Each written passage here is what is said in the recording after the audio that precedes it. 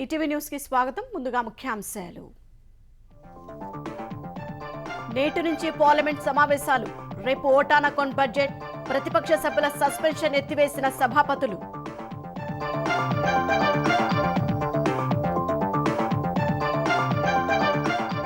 BC పారిశ్రామికవేత్తలకు జగన్ సర్కార్ నయవంచన. ప్రోత్సాహకాలు రాయితీల్లో కోత విధించిన ప్రభుత్వం.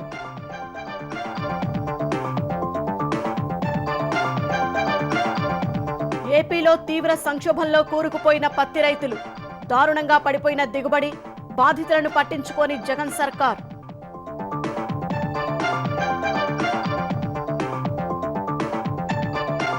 తెలంగాణలో నేటితో ముగుస్తున్న సర్పంచుల పదవీకాలం.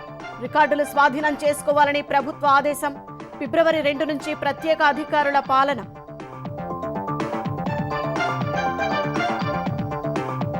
ఖానామెట్లో సాయి సింధు ఫౌండేషన్ కు భూముల కేటాయింపు నిలిపివేత. 15 ఎకరాల జీవోను నిలిపివేస్తూ రెవెన్యూ ముఖ్య కార్యదర్శి ఉత్తర్వులు.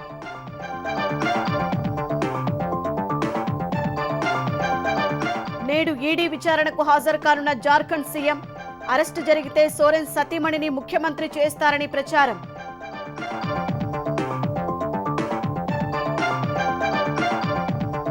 పాకిస్తాన్ మాజీ ప్రధాని ఇమ్రాన్ కు మరో ఎదురుదెబ్బ. అధికారిక రహస్యాలు వెల్లడించిన కేసులో 10 ఏళ్ల జైలు శిక్ష.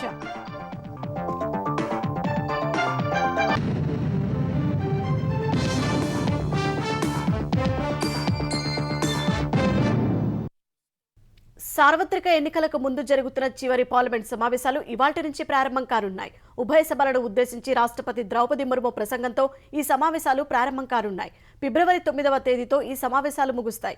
రాష్ట్రపతి ప్రసంగం, ఓటాన్ బడ్జెట్ సమర్పణ, రాష్ట్రపతి ప్రసంగానికి ధన్యవాదాలు తెలిపే తీర్మానంపై చర్చ, ప్రధాని నరేంద్ర మోదీ సమాధానంతో ఈ సమావేశాలు ముగియనున్నాయి. ఏప్రిల్, మే నెలలో జరిగే సార్వత్రిక ఎన్నికలకు ముందు కేంద్ర ఆర్థిక శాఖ మంత్రి నిర్మలా సీతారామన్ ఫిబ్రవరి 1న ఓటాన్ బడ్జెట్ ప్రవేశపెట్టనున్నారు. అలాగే రాష్ట్రపతి పాలనలో ఉన్న జమ్మూ కాశ్మీర్ వార్షిక పద్దును కూడా ప్రవేశపెట్టనున్నారు. ప్రభుత్వానికి ప్రత్యేక అజెండా లేదని కేంద్ర మంత్రి ప్రహ్లాద్ జోషి పేర్కొనగా, ప్రతిపక్షాలు మాత్రం పలు అంశాలను లేవనెత్తనున్నట్లు తెలిపాయి. రక్షణ మంత్రి రాజ్నాథ్ సింగ్ అధ్యక్షతన జరిగిన అఖిలపక్ష సమావేశంలో నిరుద్యోగం, భారీగా పెరిగిన ద్రవ్యోల్బణం, వ్యవసాయ సంక్షోభం, మణిపూర్ మారణకాండ తదితర అంశాలను ప్రస్తావించనున్నట్లు కాంగ్రెస్ తెలిపింది. ఇతర పార్టీలు కూడా వివిధ అంశాలను ప్రస్తావించగా, స్వల్పకాలం పాటు జరిగే ఈ సమావేశాల్లో వీలైనంత వరకు ప్రతి అంశంపై చర్చించేందుకు ప్రభుత్వం సిద్ధంగా ఉందని కేంద్ర మంత్రి ప్రహ్లాద్ జోషి తెలిపారు. సంక్షేమానికి నేనే బ్రాండ్ అంబాసిడర్ అంటారు జగన్. సభలు, సమావేశాలను సంక్షేమ జపమే చేస్తుంటారు. నా ఎస్సీలు, నా ఎస్టీలు, నా బీసీలు, నా మైనారిటీలు అంటూ లేని ప్రేమను ఉలకబోస్తూ ఆయా వర్గాల వారిని మాటలతో మురిపించడంలో ఆయన్ను మరిపించేవారే ఉండరేమో. బడుగు బలహీన వర్గాల ప్రజలను ఉద్ధరించడమే తన జీవిత పరమార్థమన్నట్లు ఆయన వల్లవేసే మాటలు మేడిపండు చందమే. బడుగు బలహీన వర్గాల ప్రజల సంక్షేమమే తన ధ్యేయమని ప్రగల్భాలు పలికే సీఎం జగన్ ఏపీలోని బీసీలకు అన్యాయం చేశారు. వైకాపా అధికారంలోకొచ్చిన తరువాత ప్రవేశపెట్టిన 2020, 23, 2023, 27 పారిశ్రామిక విధానాలే ఇందుకు నిదర్శనం. బీసీ పారిశ్రామికవేత్తలు భూములు కొనుగోలు చేసేందుకు గత ప్రభుత్వం కల్పించిన రాయితీని జగన్ ప్రభుత్వం పూర్తిగా తొలగించింది. దీంతో పెట్టుబడి వ్యయం పెరిగి బీసీలు తీవ్రంగా నష్టపోతున్నారు. గత తెలుగుదేశం ప్రభుత్వం ఎస్సీ, ఎస్టీ పారిశ్రామికవేత్తలతో సమానంగా బీసీలకు ప్రత్యేక పారిశ్రామిక ప్యాకేజీ 2015ని అమలు చేసింది. పరిశ్రమల ఏర్పాటు నిమిత్తం పారిశ్రామిక పార్కులు, ఎస్టేట్లలో కొనుగోలు చేసే భూములకు ఏపీ ఐఐసీ నిర్దేశించిన ధరలో 50% చెల్లిస్తే సరిపోయేది. మహిళా పారిశ్రామికవేత్తలకు మరో 10% రాయితీ ఇచ్చి ప్రోత్సహించింది గత తెలుగుదేశం ప్రభుత్వం. స్థిర మూలధన పెట్టుబడిలో 35% రిబేటు ఇచ్చింది. చిన్న పెట్టుబడులతో పరిశ్రమలు ఏర్పాటు చేసేవారికి ఊరట కల్పించింది కూడా. వైకాపా ప్రభుత్వం మాత్రం తాను మొదటిసారి ప్రవేశపెట్టిన 2020, 23 పారిశ్రామిక విధానంలో రాయితీల్ని పూర్తిగా తొలగించింది. దీనివల్ల పరిశ్రమలు ఏర్పాటు చేయాలన్న ఆసక్తి ఉన్న బీసీలు ఇతరుల మాదిరే మార్కెట్ ధరలకు భూముల్ని కొనుగోలు చేయాల్సిన పరిస్థితి తలెత్తింది. భారీ పెట్టుబడులతో పరిశ్రమలు స్థాపించడం, నిర్వహించడం బీసీలకు సాధ్యమేనా అన్న ప్రశ్నలు ఉత్పన్నమవుతున్నాయి. కృష్ణా జిల్లా వీరపనేనిగూడెంలో ఏర్పాటు చేసిన పారిశ్రామిక పార్కులో భూముల ధరను జగన్ ప్రభుత్వం 11 రెట్లు పెంచింది. ఎకరాకు 88 లక్షల రూపాయల ధరను నిర్దేశించింది. ఇదేంటంటే పారిశ్రామిక పార్కుల్లో మౌలిక సదుపాయాల అభివృద్ధికి భారీగా ఖర్చు చేశామని కొత్త భాష్యం చెబుతోంది. తిరుపతి జిల్లా సూళ్లూరుపేటలోని అత్తివరం పారిశ్రామిక పార్కులోనూ ఇదే పరిస్థితి. చెన్నైకి సమీపంలో ఉన్న ఈ ప్రాంతంలో పెట్టుబడుల ఆకర్షణ కోసం గత ప్రభుత్వం ఎకరాకు 14 లక్షల రూపాయల చొప్పున ధరను నిర్దేశించింది. వైకాపా సర్కార్ ఈ పార్కులో ఎకరాకు 58.68 లక్షల వంతున విక్రయిస్తోంది. గత ప్రభుత్వ హయాంలో ఇక్కడ 50% రాయితీ పోను 7 లక్షలు చెల్లిస్తే పరిశ్రమ ఏర్పాటుకు అవసరమయ్యే ఎకరా భూమి వచ్చేది. ఇతర పారిశ్రామిక పార్కుల్లోని భూముల ధరల్ని సైతం జగన్ ప్రభుత్వం అడ్డగోలుగా పెంచింది. దీంతో పరిశ్రమల ఏర్పాటు కాదు, వాటి కోసం భూములను కొనుగోలు చెయ్యాలంటేనే వెనుకబడిన వర్గాల ప్రజలు జంకుతున్నారు. వెనుకబడిన వర్గాల్ని పారిశ్రామిక రంగం వైపు మళ్లించి వారిని పారిశ్రామికవేత్తలుగా మారుస్తామని, ప్రోత్సాహకాలు అందిస్తామని కోతలు కోశారు. తీరా చూస్తే వారికిచ్చే రాయితీల్లో అడ్డగోలుగా కోత కోశారు. బీసీల్ని పారిశ్రామికవేత్తలుగా ప్రోత్సహించారన్న లక్ష్యంతో గత ప్రభుత్వం 2015-20 పారిశ్రామిక విధానంలో వారికి ఎంతో వెసులుబాటును ఇచ్చింది. భూముల కొనుగోలుకు చేసే ఖర్చులో 50% రాయితీని కల్పించింది. గరిష్టంగా 20 లక్షల రాయితీ పొందే అవకాశం ఉండేది. అంతకు మించితే లబ్ధిదారుడే చెల్లించాలి. పరిశ్రమల్ని ప్రోత్సహించాలన్న లక్ష్యంతో భూముల్ని తక్కువ ధరకే అందించింది. జగన్ సర్కార్ మాత్రం అందుకు విరుద్ధంగా వ్యవహరిస్తోంది. తాను మొదటిసారి ప్రవేశపెట్టిన 2020-23 పారిశ్రామిక విధానంలో ప్రత్యేక ప్యాకేజీ కింద అందించే రాయితీని పూర్తిగా తొలగించింది. దీంతో భూముల కొనుగోళ్లలో 20 లక్షల రాయితీని పొందే అవకాశాన్ని వారికి లేకుండా చేసింది. దీనికి తోడు పరిశ్రమలకు కేటాయించే భూముల ధరల్ని భారీగా పెంచింది. పరిశ్రమల్ని ప్రోత్సహించాలన్న లక్ష్యంతో గత ప్రభుత్వం ఎకరాకు 8 లక్షలుగా నిర్ణయించింది. ఈ ప్రభుత్వం మాత్రం హద్దు అదుపు లేకుండా భూముల ధరల్ని విపరీతంగా పెంచేసింది. ఫలితంగా పారిశ్రామికవేత్తలుగా ఎదగాలని ఉవ్విళ్లూరే బీసీలు భూముల కొనుగోలుకే భారీ మొత్తంలో పెట్టుబడి పెట్టాల్సిన పరిస్థితి ఏర్పడింది. దీనికి యూనిట్ నిర్మాణం, ఇతర నిర్వహణ, మూలధనం అదనం. ఈ పరిస్థితుల్లో వెనుకబడిన వర్గాల వారు పారిశ్రామికవేత్తలుగా ఎలా ఎదుగుతారో జగన్కే తెలియాలి. అయితే అతివృష్టి, లేదంటే అనావృష్టి, ఆపై నకిలీల ఘాటు, పంట చేతికందాక దళారుల పోటు. అందుకే ఆంధ్రప్రదేశ్లో పత్తి సాగు విస్తీర్ణం, దిగుబడి ఏటికేడు తగ్గిపోతోంది. దాదాపు సగానికి సగం పడిపోయింది. 5 ఏళ్లలో పత్తి రైతులకు కలిసొచ్చిందే లేదు. మద్దతుగా ఉండాల్సిన ప్రభుత్వం మొహం చాటేయడంతో పత్తి రైతు చిత్తవుతున్నాడు. ఆంధ్రప్రదేశ్లో 2019-20 ఆర్థిక సంవత్సరంలో 16,40,000 ఎకరాల్లో పత్తి సాగైంది. 25,08,000 బేళ్ల తెల్ల బంగారం ఉత్పత్తయింది. అదే 2023-24 ఆర్థిక సంవత్సరానికి వచ్చేసరికి పత్తి సాగు విస్తీర్ణం 10,67,000 ఎకరాలకు పడిపోయింది. దిగుబడి కూడా 11,88,000 బేళ్లు దాటకపోవచ్చని అంచనా. సాధారణ విస్తీర్ణంతో పోల్చితే సాగు విస్తీర్ణం దాదాపు 34% తగ్గింది. 4 ఏళ్ల క్రితం ఉమ్మడి కర్నూలు జిల్లాలో 6.87 లక్షల ఎకరాల్లో పత్తి వేయగా ఈ ఏడాది 2,76,000 ఎకరాలకే పరిమితమైంది. ఉమ్మడి గుంటూరు, ప్రకాశం, కృష్ణా, అనంతపురం, వైఎస్సార్ జిల్లాల్లోనూ సాగు గణనీయంగా తగ్గింది. దిగుబడులు దిగజారుతున్నాయి. అధిక వర్షాలతో పత్తికాయ కుళ్లిపోయి ఒకేడాది, వానల్లేక మరో ఏడాది నష్టాలొస్తున్నాయి. ఈ ఏడాది ఉమ్మడి కర్నూలు, అనంతపురం, వైఎస్సార్ జిల్లాల్లో వర్షాభావంతో ఎకరాకు సరాసరిన 2 క్వింటాళ్లు కూడా దక్కలేదు. ఉమ్మడి గుంటూరు, కృష్ణా జిల్లాల్లోనూ పత్తి దిగుబడులు ఎకరాకు 4-5 క్వింటాళ్లకు మించడం లేదు. తగ్గుతున్న దూది దిగుబడులే పత్తి రైతుల దీనావస్థకు దర్పణం పడుతున్నాయి. 2019-20 సంవత్సరంలో ఎకరాకు 259 కిలోల దూది వస్తే 2022-23లో అది కాస్త 149 కిలోలకు పడిపోయింది. ఇప్పటికి ఎకరానికి వచ్చి 2 క్వింటాలు వచ్చింది. ఒక ఎకరానికి వచ్చి ఇప్పటికి 30,000 పెట్టుబడి అయింది. ఎకరానికి వచ్చి 10,000 దాకా నష్టం వచ్చింది. ఏమన్నా ఎకరానికి వచ్చి మహా వస్తే 4 క్వింటాలు వచ్చింది. రేటు చూస్తే 6,000 అంటున్నారు. మరి ఇప్పుడు ఎకరానికి వచ్చి 30,000 పెట్టుబడి అయింది ఒక్కొక్కరికి. మళ్ళీ అందుట్లో కౌళ్ళు అవి చూసుకోవాలి అందరూ. ఏదైనా దండగా ఇట్లయితే ఇంకా వేయలేమండి, ఇంకేం వేస్తామండి. ఇట్లయితే అన్నీ తప్పవు కదా. ఒక్కొక్క ఎకరానికి ఎగసాయం అయింది 15,000 దాకా, 10,000 పైన 15,000 దాకా అయింది. పురుగు మందులు ట్రిప్కి 1,000 రూపాయలు ఎకరానికి. ఇప్పుడు ఒక్కొక్కరు 10 మాటలు వేశారు పురుగు మందు. ఇంకా అవి అట్లా లెక్క చూసుకుంటే దండగానండి. ఎరువులు కూడా 3 బలాలు వేసామండి, ఎకరానికి 2 కట్టల చొప్పున. పత్తి సాగులో 20 ఏళ్ల క్రితం ఎదురైన సంక్షోభ పరిస్థితులే పునరావృతం అవుతున్నాయనే ఆందోళన వ్యక్తమవుతోంది. 2018-19 సంవత్సరంలో ఎకరాకు పెట్టుబడి 25,000 అయితే ఇప్పుడు 35,000 రూపాయలకు పెరిగింది.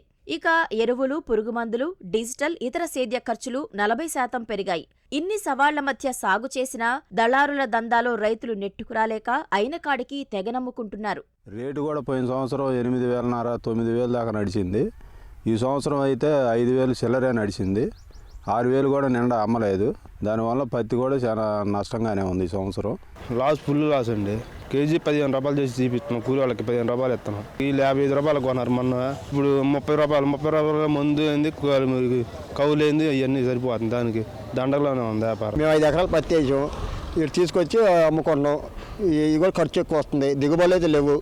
ఎకరానికి 10,000 నష్టం వచ్చింది. 20 ఏళ్ల క్రితం హైబ్రిడ్ రకాల పత్తి సాగుతో రైతులు తీవ్రంగా నష్టపోయి అప్పుల పాలయ్యారు. ఇప్పుడు అదే పరిస్థితి మళ్లీ మొదలైంది. గులాబీ పురుగు విజృంభించి రైతుల్ని కుంగదీస్తోంది. రైతులు నష్టపోతుంటే పురుగు మందుల తయారీ సంస్థలు కోట్లు ఆర్జిస్తున్నాయి. ఉమ్మడి కర్నూలు, గుంటూరు, పల్నాడు, కృష్ణా, అనంతపురం జిల్లాల్లో కల్తీ విత్తనాలతో రైతులు పెద్ద ఎత్తున నష్టపోతున్నారు. పరీక్షలు చేసిన నాణ్యమైన విత్తనాలనే రైతులకు ఇస్తామన్న ప్రభుత్వం ఆ హామీని నిలబెట్టుకోవడం లేదు. పత్తి రైతుల్ని నకిలీ విత్తనాల వ్యాపారులకు, పురుగుమందుల సంస్థలకు అప్పగించి చోద్యం చూస్తోంది. 2021-22 నుంచి 2023-24 మధ్య 414 విత్తన నమూనాల్ని నాణ్యత లేనివిగా గుర్తించారు. కానీ 157 కేసులే నమోదు చేసి చేతులు దులిపేసుకున్నారు. పంజాబ్, రాజస్థాన్, మహారాష్ట్రలో గులాబీ పురుగుతో నష్టపోయిన రైతులకు అక్కడి ప్రభుత్వాలు గతంలో సాయం అందించాయి. జగన్ ప్రభుత్వానికి ఆ ఉదారత కూడా లేకపోయింది. ప్రభుత్వం ప్రకటించినటువంటి మద్దతు ధరలతోటి అందరూ భయపడి గిట్టుబాటు కాదు, ఈ గులాబీ పురుగుతో కూడా పడలేమనే ఉద్దేశంతో ఈ సంవత్సరం గణనీయంగా పత్తి సాగు విస్తీర్ణం అనేది 35 నుంచి 40% తగ్గించుకోవడం జరిగింది. అసలే 6,500 ఉందనుకుంటే దాని 1,000 రూపాయలకు 500 తగ్గించి అమ్ముకోవాలి. మరి అదే ఇతర రాష్ట్రాల్లో చూసినట్టయితే కొంత మద్దతు క్వింటాకు 500 రూపాయలతో తగ్గకుండా ఎక్స్ట్రా ఇచ్చినటువంటి సందర్భం. పత్తిపై మార్కెట్ రుసుము వసూళ్లు తప్పితే రైతుల్ని ఆదుకుందామనే ఆలోచనే వైకాపా ప్రభుత్వానికి లేదు. గులాబీ పురుగును తట్టుకుని అధిక దిగుబడినిచ్చే నాణ్యమైన విత్తన రకాలను అందించే దిశగా పరిశోధనలు కొరవడ్డాయి. తెలంగాణలో నేటితో సర్పంచ్ల పదవీకాలం ముగుస్తుండటంతో తక్షణం వారి నుంచి రికార్డులు స్వాధీనం చేసుకోవాలని ప్రభుత్వం గ్రామ కార్యదర్శులను ఆదేశించింది. చెక్ బుక్లు, డిజిటల్ సంతకాల కీలను తీసుకోవాలని నిర్దేశించింది. ఫిబ్రవరి 2వ తేదీ నుంచి గ్రామాల్లో ప్రత్యేక అధికారులు బాధ్యతలు చేపట్టనున్నారు. ఫిబ్రవరి 1 నుంచి గ్రామాల్లో ప్రత్యేకాధికారుల పాలన నేపథ్యంలో సర్పంచులు, ఉప సర్పంచుల నుంచి రికార్డులు, చెక్ బుక్లు, డిజిటల్ సంతకాల కీలను వెంటనే స్వాధీనం చేసుకోవాలని తెలంగాణ ప్రభుత్వం పంచాయతీ కార్యదర్శులకు ఆదేశాలు జారీ చేసింది. గురువారంతో సర్పంచుల పదవీకాలం ముగుస్తున్నందున ఇవాళే వాటిని స్వాధీనం చేసుకోవాలని తెలిపింది. ఎవరైనా ఈ ఆదేశాలు పాటించని పక్షంలో క్రమశిక్షణా చర్యలు తీసుకుంటామని స్పష్టం చేసింది. ప్రస్తుతం డిజిటల్ సంతకాల కీలు పెన్ డ్రైవ్ల రూపంలో సర్పంచులు, ఉప సర్పంచుల వద్ద ఉన్నాయి. వాటిని పంచాయతీ కార్యదర్శులు స్వాధీనం చేసుకోనున్నారు. ఫిబ్రవరి 2వ తేదీన విధుల్లో చేరనున్న ప్రత్యేకాధికారులకు ప్రభుత్వం డిజిటల్ సంతకాల కీలను ఇవ్వనుంది. ఇప్పటి వరకు సర్పంచులు, ఉప సర్పంచులకు జాయింట్ చెక్ పవర్ ఉండగా ఇకపై ప్రత్యేకాధికారి, పంచాయతీ కార్యదర్శికి జాయింట్ చెక్ పవర్ ఇవ్వాలని ప్రభుత్వం నిర్ణయించింది. అభివృద్ధి పనులకు సంబంధించి వారిద్దరి సంతకాలతో నిధులు డ్రా చేసుకుని వెచ్చించే వీలుంటుంది. తెలంగాణలోని అన్ని మండల కేంద్రాలకు జిల్లా స్థాయి అధికారి ప్రత్యేకాధికారిగా ఉంటారు. మేజర్ గ్రామ పంచాయతీలకు తహసీల్దార్లు, పెద్ద జనాభా గల ఇతర గ్రామాలకు ఎంపీడీఓలు, ఆ తరువాత జనాభా ప్రాతిపదికన ఉప తహసీల్దార్లు, మండల పంచాయతీ అధికారుల్ని ప్రత్యేకాధికారులుగా నియమించాలని ప్రభుత్వం ఆదేశించింది. ఈ నెల 3వ తేదీన పంచాయతీరాజ్ శాఖ మంత్రి సీతక్క ప్రత్యేకాధికారులతో వీడియో కాన్ఫరెన్స్ నిర్వహిస్తారు. ఈ సందర్భంగా పాలన ఎలా ఉండాలో వారికి మంత్రి దిశానిర్దేశం చేయనున్నారు. తెలంగాణలో 2018 ఆగస్టులో తొలిసారిగా గ్రామాల్లో ప్రత్యేకాధికారుల పాలన వచ్చింది. జనవరి వరకు 6 నెలల పాటు కొనసాగింది. ఆ తరువాత ప్రత్యేకాధికారుల పాలన రావడం ఇది రెండోసారి. రంగారెడ్డి జిల్లా శేరిలింగపల్లి మండలం ఖానామెట్లో సాయి సింధు ఫౌండేషన్ కు గత ప్రభుత్వం కేటాయించిన 15 ఎకరాల భూముల జీవోను నిలిపివేస్తూ రెవెన్యూ శాఖ ఉత్తర్వులు జారీ చేసింది. ఇక్కడ క్యాన్సర్ ఆసుపత్రి, ఇతర వ్యాధుల చికిత్సల కోసం హాస్పిటల్ నిర్మిస్తామని సాయి సింధు ఫౌండేషన్ గత ప్రభుత్వ హయాంలో దరఖాస్తు చేసుకోగా 2019లో భూమిని కేటాయించారు. అయితే ఈ భూ కేటాయింపుల నిబంధనలను ఉల్లంఘించారని పేర్కొంటూ కొందరు హైకోర్టును ఆశ్రయించగా ఆ జీవోను రద్దు చేస్తూ భూ కేటాయింపులను పునః పరిశీలించాల్సిందిగా న్యాయస్థానం ప్రభుత్వానికి సూచించింది. అనంతరం పాత లీజు నిబంధనల జీవో 571కి పలు సవరణలు చేస్తూ 2023 ఆగస్టు 11న జీవో నంబర్ 99ని జారీ చేశారు. సవరించిన లీజు నిబంధనల ఆధారంగా సెప్టెంబర్ 25, 2023న తిరిగి సాయి సింధు ఫౌండేషన్ కు భూమిని కేటాయించారు. హైకోర్టు ఆదేశాలను పక్కన పెట్టి మరీ అతి తక్కువ ధరకు భూములు కేటాయించారని ప్రభుత్వానికి ఫిర్యాదులు రాగా దీనిపై రెవెన్యూ శాఖ ఇటీవల నివేదిక అందజేసింది. ఈ నేపథ్యంలో ఆ సంస్థకు కేటాయించిన భూముల జీవో అమలును నిలిపివేస్తూ ప్రభుత్వం కీలక నిర్ణయం తీసుకుంది. తదుపరి చర్యలు తీసుకోవాలని సీసీఎల్ఏను ఆదేశించింది. తక్కువ నిధులతో ఎక్కువ నీళ్లు ఇచ్చే సాగునీటి ప్రాజెక్టులను పూర్తి చేయడానికి ప్రాధాన్యం ఇవ్వాలని తెలంగాణ ఉప ముఖ్యమంత్రి మల్లు భట్టి విక్రమార్క సంబంధిత శాఖ అధికారులను ఆదేశించారు. సాగునీటి పారుదల శాఖ బడ్జెట్ ప్రతిపాదనలపై మంత్రి ఉత్తమ్ కుమార్ రెడ్డితో కలిసి భట్టి విక్రమార్క సమీక్ష నిర్వహించారు. మేడిగడ్డ, అన్నారం, సుందిళ్ల ప్రాజెక్టులు ప్రశ్నార్థకంగా మారినందున ప్రాణహిత ప్రాజెక్టును పూర్తి చేస్తే ఉమ్మడి ఆదిలాబాద్ జిల్లాలోని ప్రజల తాగు సాగునీటి అవసరాలు తీర్చవచ్చునని తెలిపారు. చిన్న కాళేశ్వరం ప్రాజెక్టు నిర్మిస్తే కరీంనగర్ జిల్లాకు సాగునీరు ఇవ్వొచ్చునని వెల్లడించారు. నల్లగొండ జిల్లాలో 4 లక్షల ఎకరాలను సాగులోకి తెచ్చేందుకు ఎస్ఎల్బీసీ టన్నెల్, నక్కలగండి ప్రాజెక్టులను యుద్ధ ప్రాతిపదికన పూర్తి చేయాలని అధికారులను ఆదేశించారు. ఈ జూన్ నాటికి పూర్తయ్యే పెండింగ్ ప్రాజెక్టులను మొదట ప్రాధాన్యమిచ్చి యుద్ధ ప్రాతిపదికన పనులు జరిగేలా బడ్జెట్లో నిధులు కేటాయించాలని భట్టిని సాగునీటి పారుదల శాఖ మంత్రి ఉత్తమ్ కుమార్ రెడ్డి కోరారు. వచ్చే ఏడాదికి 6 లక్షల ఎకరాలను సాగులోకి తీసుకువచ్చే విధంగా పెండింగ్ ప్రాజెక్టులను పూర్తి చేయడానికి ప్రణాళికలు తయారు చేసినట్లు ఉత్తమ్ వివరించారు. నల్లగొండ జిల్లాను వచ్చే 2 నెలల్లో పూర్తిగా ఫ్లోరైడ్ రహిత ప్రాంతంగా మారుస్తామని తెలంగాణ సినిమాటోగ్రఫీ శాఖ మంత్రి కోమటిరెడ్డి వెంకటరెడ్డి హామీ ఇచ్చారు. ఫ్లోరైడ్ సమస్య ఇతివృత్తంగా రూపొందిన మెకానిక్ సినిమా ప్రచార చిత్రాన్ని విడుదల చేసిన మంత్రి ఫ్లోరైడ్ కారణంగా నల్గొండ జిల్లాలో ఎంతో మంది జీవితాలు నాశనమయ్యాయని ఆవేదన వ్యక్తం చేశారు. 2004లో కాంగ్రెస్ ప్రభుత్వం ఫ్లోరైడ్ సమస్యను పరిష్కరించి తాగునీరు అందించామని పేర్కొన్న కోమటిరెడ్డి భారత ప్రభుత్వ హయాంలో ఫ్లోరైడ్ సమస్య మళ్లీ మొదటికి వచ్చిందని ఆరోపించారు. ప్రపంచంలో ఎక్కడ లేని ఫ్లోరైడ్ ఎక్కడ ఉందంటే నల్గొండ జిల్లాలో ఉంది. శివన్న మరిగూడెంతో పాటు నార్కట్పల్లి మండలంలో ఎక్కువ ఫ్లోరైడ్ కాంటెంట్ ఉంటే 8 ppm అంటే పార్ట్స్ పర్ మిలియన్. అది మినిమం 2 ppm కంటే ఎక్కువ ఉంటే వాటర్లో ఆ వాటర్ తాగకూడదు. అయినా 70 సంవత్సరాలు అదే వాటర్ తాగుతూ 2004లో కాంగ్రెస్ పార్టీలో వచ్చినప్పుడు పరిష్కరించి సాగునీరు ఇవ్వడం జరిగింది. ఫ్లోరైడ్ సమస్యని వచ్చిన తెలంగాణ రాష్ట్రంలో ఎంత ఖర్చైనా సరే రాబో 2 years సాల్వ్ చేయబోతున్నాం. ఆంధ్రప్రదేశ్లో మరిన్ని సంస్థలు పెట్టుబడులు పెట్టేందుకు ఇన్వెస్ట్మెంట్ ప్రమోషన్ బోర్డు ఆమోదం తెలిపింది.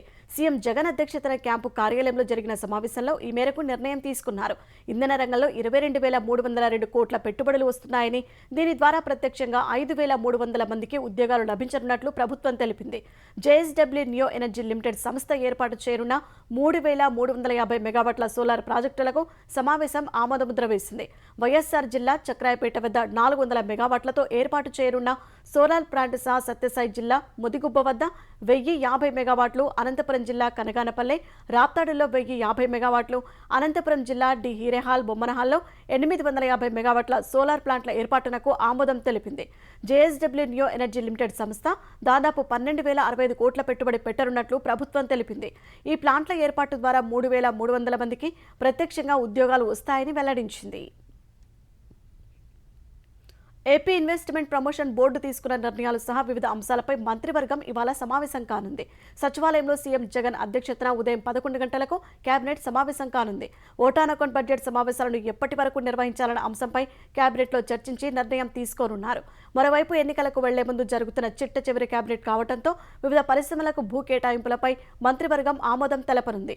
జిందాల్ నియో ఎనర్జీ లిమిటెడ్కు కడప, అనంతపురం జిల్లాల్లో 3,350 మెగావాట్ల సౌర విద్యుత్ ప్లాంట్ ఏర్పాటుకు అవసరమైన భూములను కేటాయించేలా కేబినెట్ ఆమోదం తెలపనుంది. సౌర పవన విద్యుత్ ప్లాంట్ల ఏర్పాటుకు సంబంధించి వివిధ ప్రైవేటు సంస్థలకు భూ కేటాయింపులకు కేబినెట్ ఆమోదం తెలిపే అవకాశం ఉంది. ఎన్నికలకు సంబంధించి కొన్ని సంక్షేమ పథకాల ప్రకటనపై కేబినెట్లో నిర్ణయాలు తీసుకునే అవకాశం ఉన్నట్టు తెలుస్తోంది. వైకాపా ప్రభుత్వం 3 రాజధానులంటూ ఆంధ్రప్రదేశ్కు రాజధాని లేకుండా చేసిందని భాజపా ఏపీ అధ్యక్షులు పురంధేశ్వరి వ్యాఖ్యానించారు. దీనికి ముఖ్యమంత్రి బాధ్యత వహించాలని డిమాండ్ చేశారు. గుంటూరులో భాజపా నేత వల్లూరి జయప్రకాష్ పాదయాత్ర ముగింపు సందర్భంగా హిందూ కళాశాల మైదానంలో నిర్వహించిన విజయ సంకల్ప సభలో ఆమె పాల్గొన్నారు.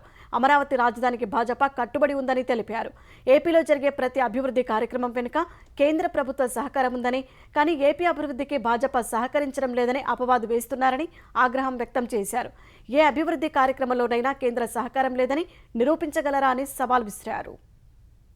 ఇవాళ పోలవరానికి అయ్యేటువంటి ప్రతి పైసా కూడా కేంద్ర ప్రభుత్వం భరిస్తుంది. రివర్స్ టెండరింగ్ అన్నారు, రాష్ట్రానికి ఆదా చేస్తామన్నారు. 1 సంవత్సర కాలం పాటు ఆలస్యం చేసి వారికి కావలసినటువంటి కంపెనీకి వారు కాంట్రాక్ట్ ఇచ్చుకుని నేటి వరకు కూడా పోలవరాన్ని సంపూర్ణం చేయకపోవడం అన్నది ఆంధ్ర రాష్ట్రాన్ని, ఆంధ్ర ప్రజల్ని మోసం చేయడం కాదా అని చెప్పి భారతీయ జనతా పార్టీ ప్రశ్నిస్తుంది. కృష్ణా జిల్లా గుడివాడలో ఉద్రిక్తత చోటు చేసుకుంది. ఎమ్మెల్యే కొడాలి నాని సిద్ధమంటూ పట్టణంలో ఫ్లెక్సీలు ఏర్పాటు చేయగా సై అంటూ తెలుగుదేశం ఫ్లెక్సీలు ఏర్పాటు చేసింది. తెలుగుదేశం ఫ్లెక్సీలను తొలగించేందుకు మున్సిపల్ సిబ్బంది యత్నించగా విషయం తెలుసుకున్న తెలుగుదేశం గుడివాడ ఇన్ఛార్జి వెనిగండ్ల రాము, మాజీ ఎమ్మెల్యే రావి వెంకటేశ్వరరావు, జనసేన నాయకులు అక్కడకు చేరుకున్నారు. పెద్ద సంఖ్యలో పార్టీ శ్రేణులు రావడంతో మున్సిపల్ సిబ్బంది అక్కడి నుంచి వెళ్లిపోయారు. ర్యాలీగా మున్సిపల్ కార్యాలయానికి బయలుదేరిన తెలుగుదేశం జనసేన శ్రేణులను నెహ్రూ చౌక్ సెంటర్లో డీఎస్పీ శ్రీకాంత్ అడ్డుకున్నారు. దీంతో డీఎస్పీకి నాయకులకు మధ్య వాగ్వాదం జరిగింది. మున్సిపల్ సిబ్బందికైనా కానీ పోలీసు వారికైనా కానీ న్యాయం ప్రకారం వ్యవహరించాల్సిందిగా మేము అభ్యర్థిస్తున్నాం అంటే వాళ్ళకి రెస్పెక్ట్ మాకు ఇంకా మిగిలింది కొద్దిగా గొప్ప, దాన్ని అనవసరంగా పోగొట్టుకోవద్దని చెప్పేసి మీకు గట్టిగా వార్నింగ్ ఇవ్వడం జరుగుతుంది. ఎట్టి పరిస్థితుల్లోనూ పోస్టర్ మీద చేయి పెడితే సహించేది లేదు, ఒక్క సిద్ధం కూడా మిగలదు. మేము దేనికైనా రెడీ. ఛత్తీస్గఢ్లో భద్రతా బలగాలకు మావోయిస్టులకు మధ్య జరిగిన ఎదురుకాల్పులో 3 జవాన్లు ప్రాణాలు కోల్పోయారు. మరో 15 మందికి గాయాలయ్యాయి. సుక్మా జిల్లాలోని టేకులగూడెంలో సీఆర్పీఎఫ్ కోబ్రా దళం, ప్రత్యేక టాస్క్ ఫోర్స్, జిల్లా రిజర్వ్ బృందాలు కలిసి స్థానికంగా కొత్తగా ఏర్పాటు చేసిన క్యాంపు సమీపంలో మంగళవారం సాయంత్రం గాలింపు చర్యలు చేపట్టాయి. కూంబింగుకు వెళ్లిన భద్రతా బలగాలపై మావోయిస్టులు కాల్పులకు తెగబడ్డారు. ఈ ఘటనలో కోబ్రా 201వ బెటాలియన్కు చెందిన 2, సీఆర్పీఎఫ్ 150వ బెటాలియన్కు చెందిన 1 జవాన్ మృతి చెందినట్లు బస్తర్ రేంజ్ ఐజీ సుందర్రాజ్ వెల్లడించారు. మరో 15 మంది గాయపడినట్లు తెలిపారు. కమాండోలు దాడిని తిప్పికొట్టడంతో మావోయిస్టులు ఘటనా స్థలం నుంచి పారిపోయినట్లు చెప్పారు. భూ కుంభకోణానికి సంబంధించిన మనీ లాండరింగ్ కేసులో జార్ఖండ్ ముఖ్యమంత్రి హేమంత్ సోరెన్ ఇవాళ ఈడీ విచారణకు హాజరు కానున్నారు. సోమవారం అందుబాటులో లేకుండా పోయిన సోరెన్ మంగళవారం రాంచీలోని తన నివాసానికి చేరుకున్నారు. మంగళవారం మధ్యాహ్నం సంకీర్ణ ప్రభుత్వ ఎమ్మెల్యేలతో సమావేశమయ్యారు. ఢిల్లీ నుంచి 1250 కిలోమీటర్లు ప్రయాణించి రాంచీకి వచ్చినట్లు సమాచారం. సంకీర్ణ కూటమి ఎమ్మెల్యేలంతా రాంచీకి రావడంతో జార్ఖండ్ రాజకీయాలు ఒక్కసారిగా వేడెక్కాయి. త్వరలో రాష్ట్ర నాయకత్వంలో మార్పు జరగవచ్చనే ఊహాగానాలు వినిపిస్తున్నాయి. సోరెన్ సతీమణి కల్పనా సోరెన్కు సీఎం పగ్గాలు అప్పగించే అవకాశాలు ఉన్నట్లు ప్రచారం జరుగుతోంది. సంకీర్ణ కూటమిలోని జేఎంఎం, కాంగ్రెస్, ఆర్జేడీ ఎమ్మెల్యేలంతా లగేజీలతో సోమవారమే రాంచీ చేరుకున్నారు. కొన్ని రోజుల పాటు ఎమ్మెల్యేలంతా రాంచీలోనే ఉండాలని హైకమాండ్ నుంచి ఆదేశాలు అందినట్లు సమాచారం. మరోవైపు గవర్నర్ సిపి రాధాకృష్ణన్ జార్ఖండ్లోని శాంతి భద్రతల పరిస్థితులపై సీఎస్, డీజీపీలతో సమీక్ష జరిపారు. రాష్ట్రంలో శాంతి భద్రతల సమస్య తలెత్తకుండా చర్యలు తీసుకోవాలని గవర్నర్ ఆదేశించారని డీజీపీ తెలిపారు. సోరెన్ నివాసంతో పాటు రాజ్భవన్, ఈడీ కార్యాలయం వద్ద 144 సెక్షన్ విధించారు. సార్వత్రిక ఎన్నికలకు ముందు పాకిస్తాన్ మాజీ ప్రధాని ఇమ్రాన్ ఖాన్కు మరో ఎదురుదెబ్బ తగిలింది. ప్రభుత్వ కానుకలకు సంబంధించిన తోషాఖానా కేసులో ఇప్పటికే జైలు శిక్ష అనుభవిస్తున్న ఇమ్రాన్కు సైఫర్ కేసులో 10 ఏళ్ల జైలు శిక్ష పడింది. దౌత్యపరమైన సమాచారాన్ని బహిర్గతం చేశారన్న ఈ కేసులో పాకిస్తాన్ మాజీ విదేశాంగ మంత్రి మహమ్మద్ ఖురేషికి కూడా 10 ఏళ్ల జైలు శిక్ష విధిస్తూ ప్రత్యేక కోర్టు తీర్పునిచ్చింది. ఈ తీర్పును ఇమ్రాన్ ఖాన్ నేతృత్వంలోని తెహ్రీక్-ఇ-ఇన్సాఫ్ పీటీఐ ధృవీకరించింది. ఇది బూటకపు కేసు అని, ఈ తీర్పును ఉన్నత న్యాయస్థానంలో సవాల్ చేస్తామని పేర్కొంది.